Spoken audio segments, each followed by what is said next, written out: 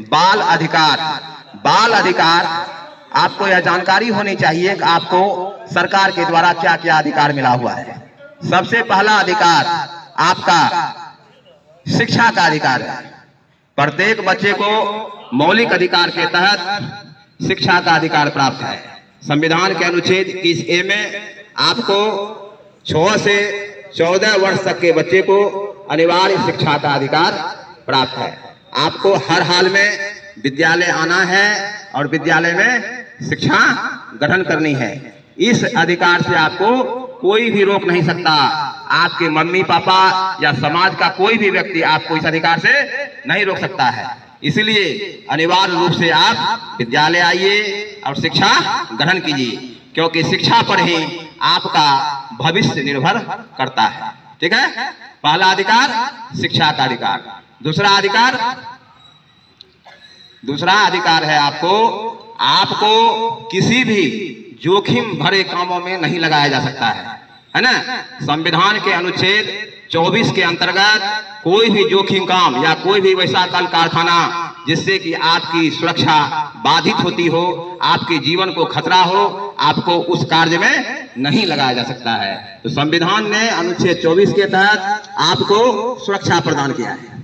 तीसरा अधिकार आपके संरक्षण का अधिकार है और आपके पोषण का अधिकार है। आपको 1 से 5 तक के जो विद्यालय हैं अर्थात प्राथमिक विद्यालय हैं, वहां पर अनिवार्य भोजन का अधिकार दे दिया गया है। प्रत्येक बच्चे को दिन में जो है भोजन उपलब्ध करवाया जाता है। ये सभी शिक्षा के अधिकार के अंतर्गत ही शामिल है, जिससे कि आपकी प्रगति हो सके, आपको विद्यालय आने में किसी प्रकार की दिक्कत भोजन के कारण नहीं हो, इसलिए आपको भोजन उपलब्ध करवाया जाता है, खास करके प्राथमिक विद्यालयों में। अभी हाई स्कूल में ये शुरू नहीं किया गया है, लेकिन आने वाले भविष्य में ऐसा लगता है कि हाई स्कूल में भी यह काम शुरू किया जाएगा। ठीक है, अब है बाल विवाह से संबंधित जानकारी।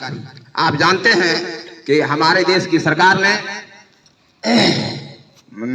18 वर्ष से जो कम उम्र की लड़कियां हैं उसके विवाह पर रोक लगा दिया गया है, क्योंकि उसका शरीर जो है विवाह के योग्य तैयार नहीं होता है 18 वर्ष से नीचे, है ना।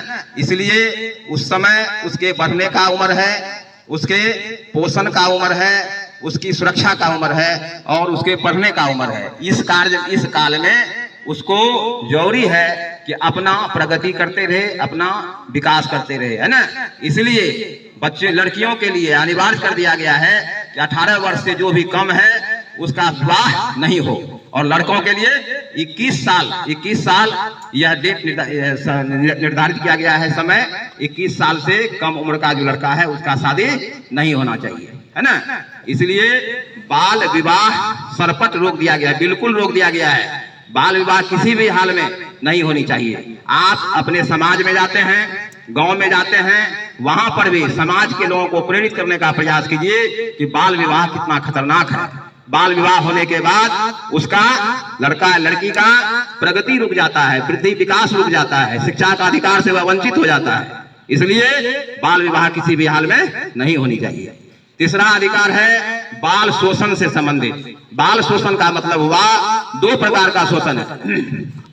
यह है जैसे कोई अगर आपको मानसिक प्रताड़ना दे रहा हो या शारीरिक प्रताड़ना दे रहा हो। मानसिक प्रताड़ना यह है कि अगर कोई अनुचित बातचीत आपसे करता है, उस प्रकार का बातचीत करता है जिससे आपको भय लगता हो, डर लगता हो, या आप पर दबाव पड़ता हो, आप डिप्रेस्ड होते हो, है ना।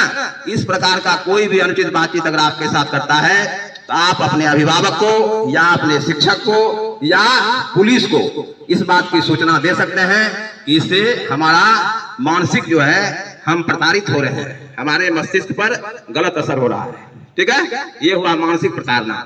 दूसरा है आपको ये शारीरिक प्रताड़ना। शारीरिक प्रताड़ना का मतलब हुआ कि कोई आपको गलत स्थान पर छू तो नहीं रहा है। गुड टच और बैड टच के बारे में आपको जानकारी होनी चाहिए कि आपको कोई गलत तरीके से छूने का प्रयास कर रहा हो या कोई गलत प्रयास कर रहा हो, इस बात का आपको जानकारी होनी चाहिए। अगर कोई भी व्यक्ति चाहे समाज का हो या विद्यालय में कोई वैसा व्यक्ति हो जो आपके साथ इस प्रकार का व्यवहार कर रहा हो तो आप शिक्षक को जानकारी दे सकते हैं, मम्मी पापा को जानकारी दे सकते हैं, पुलिस को जानकारी दे सकते हैं, इस प्रकार का अगर होता ठीक है। तो गुड टच और बैड टच के बारे में जानकारी होनी चाहिए, मतलब आपका कोई शोषण ना कर सके। सरकार का ये जो प्रयास है, इस प्रयास पर खरा उतरना आपका कर्तव्य है और अपना वृद्धि, अपना विकास, अपनी प्रगति, शिक्षा के प्रति आपका जो लगाव है, इस लगाव को आप समझिए और जीवन में उतारिए, तभी आपका विकास होगा और विद्यालय में शिक्षक का जो उद्देश्य है उसकी पूर्ति होगी और सरकार भी अपने प्रयासों पर खरा उतरेगा। ठीक है, इन सब बातों पर आपको ध्यान रखनी है और जीवन के क्षेत्र में इसी प्रकार दिन दूनी रात चौगुनी के दर से अपनी वृद्धि और विकास करते रहना है। ठीक है, और हम लोगों का जो प्रयास है इसको सफल करना आपका कर्तव्य है और विद्यालय लगातार आइए, सरकार का जो प्रयास है इसको आप सफल कीजिए। ठीक है, इन्हीं चंद शब्दों के साथ अपनी बात खत्म करते हैं। जय हिंद, जय भारत।